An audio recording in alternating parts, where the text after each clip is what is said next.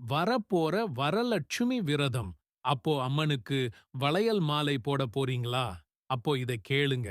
வளையல் மாலை போடறதுக்கு முன்னாடி வளையல் வாங்கிட்டு வந்து அத வெதுவெதுப்பான தண்ணீரில் முதல்ல போட்டு கழுவிட்டு, பிறகு மஞ்சள் கலந்த நீரில் சிறிது நேரம் அந்த வளையல்களை போட்டு எடுத்து, அதை ஒரு சுத்தமான துணியில் துடைத்துவிட்டு, பிறகு மாலையாக கட்டி அம்மனுக்கு நீங்கள் போட வேண்டும். ஏனென்றால் பெண்களுக்கு தொடு தோஷம், காழ்ப்பு தோஷம், தீட்டு தோஷம் என 3 தோஷங்கள் உள்ளன.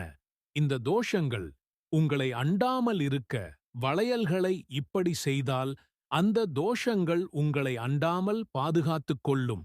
ஒவ்வொரு முறையும் புதிய வளையல்களை வாங்கி வந்து இதுபோல் சுத்தம் செய்து உங்கள் பூஜை அறையில் அம்மனுக்கு முன்பாக வளையல்களை வைத்து இது வழிபாடு செய்துவிட்டு பிறகு நீங்கள் அணிந்து கொள்ள அந்தக் கைகளில் செய்யும் அனைத்து காரியங்களும் அம்மனின் அருளால் வெற்றி பெறும்.